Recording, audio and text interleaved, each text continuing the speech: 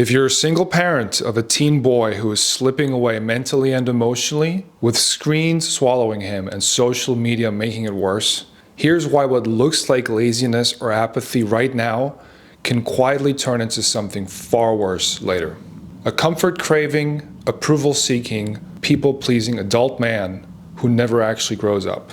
What I'm about to say in this video is one of the single biggest predictors of your son's chances of not dying as a boy in the body of an 80-year-old man. And I don't say that lightly.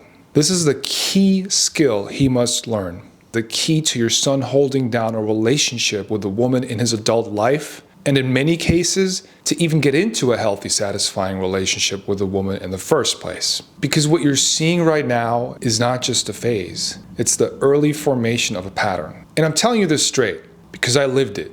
The fact that I had to turn into a people pleaser in my early adulthood disgusts me. It is literally the bane of my existence. On the surface, it looks polite, agreeable, easygoing, but underneath it, there's weakness, there's fear, and this constant low-level need for approval that shapes your decisions without you even realizing it. And by the time you notice it, you're already deep into patterns that are incredibly hard to unwind. And here's the uncomfortable truth. That pattern doesn't start in adulthood. It starts much earlier. It starts in early adolescence. It starts in exactly the phase your son is in right now, which is why I want you to listen real close, because I'm going to be talking about the language and the skill of positive emotional tension. Hey guys, before we continue, I just quickly want to let you know I do have a screen time reset guide available where I go over how your son can reduce his screen time by 80% in 21 days. Make sure to check it out. I put the link in the description for you. Let's get back to the video. Positive emotional tension is a language with one of the highest returns on investment we can gift a teenage boy. This is something that almost nobody is teaching boys anymore today and would have saved me years of time wasted. And if you strip away the terminology, what PET boils down to is this: the ability to be comfortable with feeling uncomfortable. The ability to stay grounded while tension is present. The ability to express yourself honestly, even when there's a risk. Because what turns boys into weak, approval-seeking men is not lack of intelligence. It's a lack of exposure to tension. They grow up in environments where everything is optimized for comfort, where everything is smooth and everything is super duper convenient. Everything is instant. And the moment discomfort shows up, be it social or emotional discomfort or uncertainty, they don't know what to do with it. And so they default. They soften, they appease, they try to make everything okay again because that muscle has never once been stimulated. It is a completely non-existent muscle in their body. And that's where people pleasing is born. And here's the thing most parents miss. It is perfectly normal for a teen boy today to struggle with understanding, channeling, and expressing his emotions. Completely normal. In fact, most adult men struggle with this, right? Which is exactly why this window around age 12, 13, 14 is so critical. This is where the reps need to start. This is where he begins to build a relationship with tension.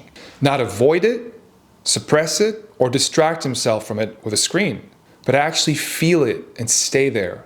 Because if he doesn't learn that here, he will learn avoidance instead. And avoidance compounds. The first 10 years of your son's life, those are on you. That's where safety is built.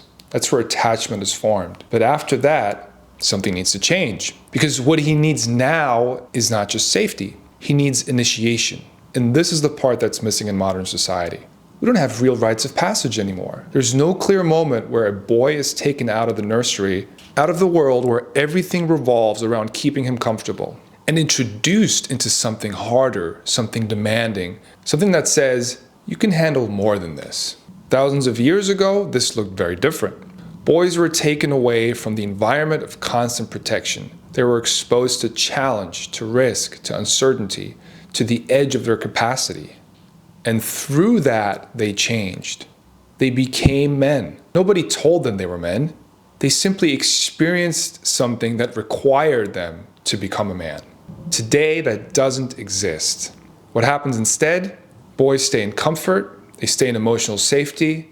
They stay in environments where discomfort is constantly minimized. We have safe spaces for everything and all that political correctness bullshit. And then they grow up still craving that same comfort, still seeking that same approval, still looking for someone else to regulate how they feel. And that's where the people-pleasing dynamic really locks in. Because now, instead of facing tension, they manage it by trying to control other people's reactions. They become agreeable, they avoid conflict, they say yes when they mean no. They shape themselves around others. And on the surface, it looks like they're nice. But underneath, they're not free. They're reactive, they're dependent, they're still operating like a boy. Now, there's another layer to this that most people won't say out loud, and it's this. In today's world, boys aren't being pulled into manhood. They're staying in orbit around the feminine. And what I mean by that is the feminine emotionally, energetically, is dynamic. It's changing, unpredictable, intense. And if you don't have stability within yourself, you will constantly try to manage that, control it and appease it and win approval from it. And that's where a lot of men get stuck. Because instead of standing grounded in tension, they start chasing relief through validation, approval, and being liked. And that, my friends, is a losing game, always. Because you can't control the external world. You can only control how you show up within it. And that brings us back to PET, positive emotional tension. Positive emotional tension is not about becoming cold or suppressing emotion. It's the opposite. It's about being able to feel everything without losing yourself in it. It's about staying present in discomfort, about speaking honestly when it's hard, and holding your ground when there's pressure. This is a masculine initiation.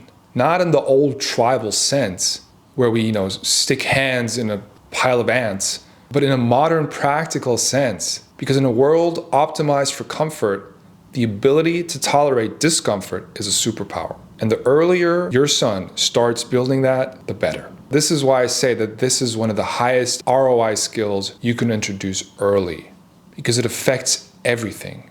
How he speaks, how he handles conflict, how he navigates relationships, how he makes decisions, how he deals with rejection, how he builds confidence. Confidence doesn't come from being told you're good. It comes from experiencing that you can handle what's hard. And here's a shift for you as a parent. Your role is not to eliminate discomfort. It's to calibrate it, to allow just enough tension that he has to grow without overwhelming him, and to stop smoothing everything out. Start letting him feel the edges of things. That's where development happens. If you don't introduce that tension intentionally, the world will do it later in a much harder and a much more brutal way. So the question is not, how do I make my son more comfortable? The question is, how do I help him become comfortable being uncomfortable?